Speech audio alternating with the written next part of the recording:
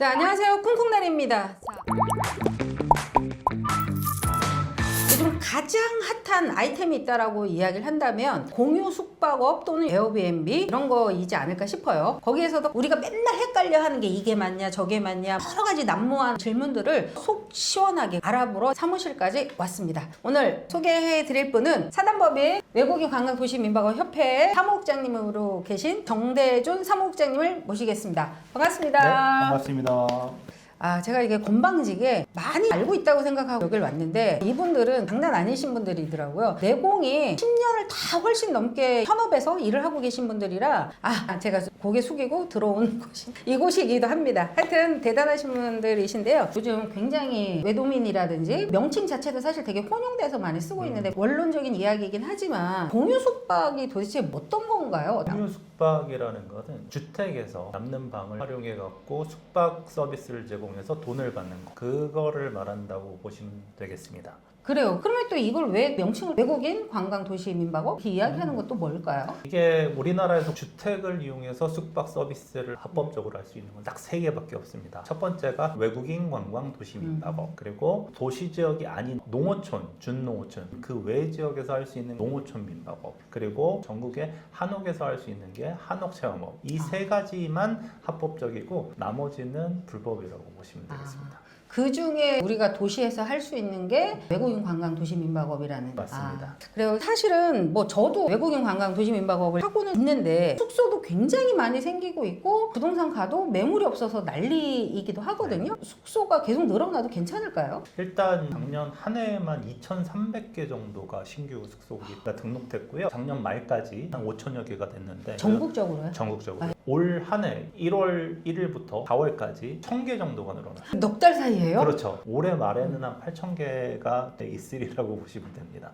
아니 근데 좀 현실하고 다른 이야기인 것 같아요. 매물을 구할래야 구할 수가 없다는데. 저희도 그게 참 신기하긴 한데 어디서 그렇게 매물을 찾아오시는지 합법적으로 등록이 되는 업체들이 매달 그렇게 많이 늘고 있습니다. 진짜요? 어쨌거나 계속 지금 증가 추세에 있다고 네. 하면 결국은 레드오션이 이제 됐다. 접어야 될 때가 되지 않냐. 이런 생각도 들긴 했었거든요. 지금 시중에서 이거 레드오션이 된다 아니면은 올 10월에 에어비앤비에서 영업신고증 등록 안 한 숙소들을 삭제한다, 80~90%는 없어질 거다, 이렇게 말씀해 주시는 분들이 계세요. 근데 저희가 생각하기에 이 시장 전망은 솔직히 수요하고 공급하고 두 가지를 다 봐야 되거든요. 공급을 먼저 보면요, 과연 에어비앤비에서 10월 달에 80~90% 없어지는지 그걸 한번 살펴보면요, 추정만 해볼 수 있는데 그 분들이 근거가 뭐냐면은 에어비앤비에 등록된 숫자가 6만 개가 넘게 있어요. 네, 숙소들이. 그런데 지금 외국인 관광도시 민박업이나 한옥체험업 같은 경우에는 8,000개 정도밖에 안 된다는 거죠. 그러면은 80%는 없어진다고 봐야 되지 않나, 이렇게 말씀을 하시는데 요 팩트를 한번 체크를 해보면 에어비앤비에 등록할 수 있는 숙소들은 외국인 관광도시 민박업, 한옥체험업도 있지만 농어촌 민박업도 있습니다. 농어촌 민박업이 지금 전국에 합법적인 업체가 35,000개가 있어요. 그리고 모텔들도 지금 에어비앤비 올릴 수는 있습니다. 그게 한 3만 개 정도가 돼요. 그리고 여기에 숫자에 안 들어가는 굉장히 급성장하고 있는 규제 샌드박스, 실증 특례. 이게 또 지금 위험하고 미스터 맨정 합치면 4,000개 가까이 됩니다. 요걸 다 더하면은 한 8만 개 정도 돼요. 네, 6만 개 넘어가잖아요. 그렇네요. 그렇죠. 그래서 이게 다 없어진다, 이거는 좀 낭설인 것 같고, 오피스텔이나 생활형 숙박업에서 하시던 분들이 삭제되면서 줄어들 수는 있으나 지금 증가하는 거랑 맞춰보면 거의 비슷할 것이다. 생각을 하고 있고, 수요적 측면에서 보면 작년에 1,640만 정도 들어왔어요. 우리나라 최대 들어온 게 2019년에 1,750만까지 들어왔었거든요. 거의 비슷하게 갔네요. 네, 거의 다 따라잡았고 올해는 한 저희 추산으로 1,800만 정도 들어오고 거의 최고치네요. 네, 기록 경신할 것 같습니다. 그러면은 사실은 이제 에어비앤비 자체로는 내국인을 지금 현재는 못 받게끔 돼 있잖아요. 근데 예약을 하려고 하다 보면 내국인들의 리뷰가 되게 많아요. 어쨌거나 이건 불법이지 않습니까? 네, 맞습니다. 지금 외국인 관광 도시민박업으로 하시는 분들이 내국인을 받으면 불법인데, 단 서울하고 부산 같은 경우에는 규제 샌드박스 실증 특례 업체에 가입을 하시면 내국인을 예외로 받으실 수가 있죠. 아, 그게 180일인가요? 네, 내국인을 180. 그러니까 반드시 실증 특례 업체 위홈이나 이스터 맨션하고 한번 계약을 통해서 에어비앤비 올려야 되겠네요. 그렇죠. 특례증을 받아야만. 받아야지만 네네. 그런 부분들이 있군요. 네. 그럼 저희가 뭐 강원도를 간다든지 한옥마을에 에어비앤비 예약하면 불법인가요, 저희? 투숙객은 괜찮은데 호스트 아. 분들이 이제 불법이 되는 거죠. 어떻게 보면 좀 약간 모순된 부분이잖아요. 네, 맞습니다. 그래서 협회에서 문체부나 뭐 네. 이런 쪽에다 계속 뭔가를 넣고 있다는 이야기를 듣긴 했는데 아, 네. 벌써 한 10년 가까이 된 것 같아요. 원래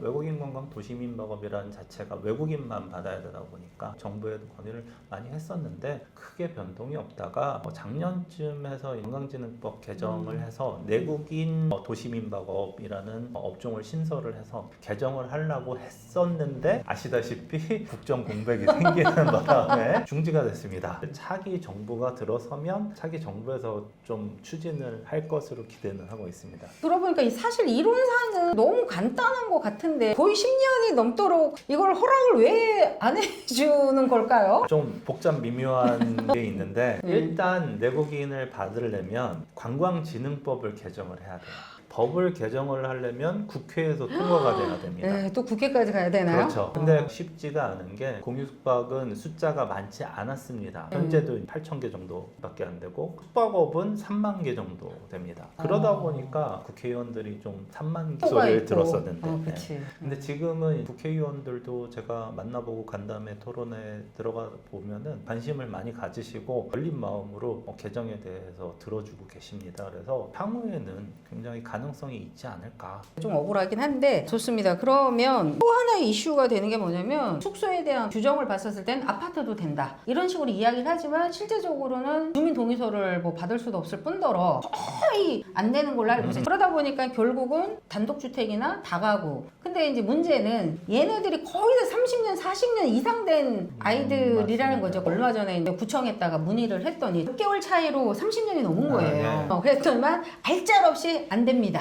딱 이러더라고요. 요거에 대해서는 약간 조금 다른 목소리가 좀 있나요? 네, 이게 노후 불량 건축물 제한 때문에 그런데 그게 법 규정이 아니라 그 문체부의 외국인 관광 도시민박업 등록 지침이라는 게 있어요. 허가할 때 이걸 기준으로 해라 하고 보내는 건데 거기에 이제 도시정비법 조항이 들어가게 됐거든요. 그러다 보니까 거기에 착안해서 지금 규제를 하는 건데 우리나라 어떠한 음식점, 카페도 그렇고 농어촌 민박업, 한옥체험업도 20, 30년 제한이란 게 없어요. 그죠. 한옥 같은 경우는 뭐 100년 100년 한옥도 넘죠. 있잖아요. 100년 그렇죠. 한옥. 예. 그래서 이 업종에만 있는 게 타당하지 않다 해서 저희가 정부에다 건의를 많이 했었고 문체부도 이거를 살펴보고 이거 좀 아닌 것 같다 해서 등록 지침을 개정을 하기로 했습니다. 그 네. 결정이 난 거예요? 네, 아직 결정. 시행은 안 되긴 했지만 내부적으로는 결정이 됐다고 보셔도 무방할 것 같고요. 문체부에서는 한 상반기 중에 시행될 예정이다라고 했는데 대선도 있고 하니까 좀 늦어질 수도 있고요. 그래도 올해 안에는 좀 고쳐지지 않을까 생각을 하고 있고 너무 반가운 소식 중에 하나네요. 또 하나의 허들 중에 하나가 주민 동의서를 어쨌거나 구청에서 갖고 오라고 하니까 들어가려고 하면 쉽지는 않더라고요. 그러니까 이 주민 동의서를 반드시 받아야 되는 건가요? 이것 또한 법 규정은 아니고 등록 지침에 나와 있는 내용인데 그놈의 지침에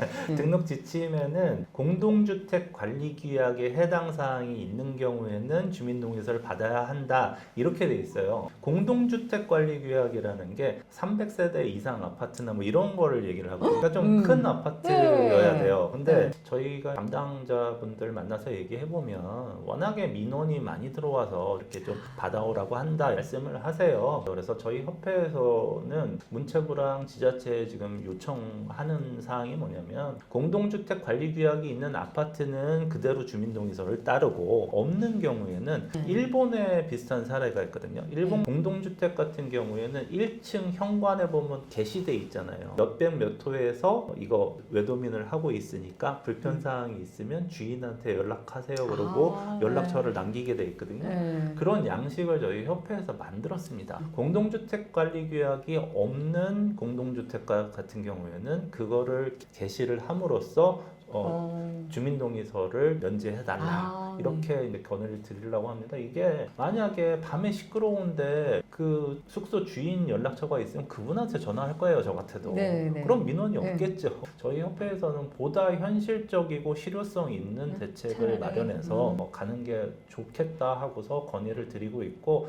좋습니다. 자, 그럼 마지막 질문으로요. 매도민이나 이런 공유숙박에 관심 있는 분들한테 하실 말씀이 있으시면 조금. 인터넷에 찾아보시면 그 공유숙박 관련 강의를 저도 한 10년을 했습니다. 그렇더라고요. 예, 저보다 빨리 하는 사람 없습니다. 근데 거의 공짜로 하시는데? 거의 지자체 네. 교육으로 네네. 들어가기 때문에 굉장히 저렴하게 하시는데 그것만 찾아보셔도 충분히 가능하고 저희 협회에서 스테이 에듀라고 온라인 플랫폼도 만들어져 있고 그다음에 무엇보다 저희가 매년 주요 도시를 찾아가서 강연을 해드리고 있어요. 공유숙박 창업 세미나, 그죠? 창업 맞아요. 설명회 그리고 운영자 교육 이렇게 해서 예비 창업자들이 오셔도 되고 운영자분들도 오셔서 더 운영할 수 있는 방법들이라든가 노하우 세무라든가 이런 것도 무료로 다 알려드리고 있으니까 신청하셔서 오시면 됩니다. 그러면 이번에 전주 공유숙박 세미나가 있는데 혹시 전주에서 하는 거는 뭐 한옥 전용으로 하는 거예요? 공유숙박 전체 외국인 관광도시 민박업, 한옥체험업, 농어촌 민박업 세 가지를 세 가지 다 다 다룰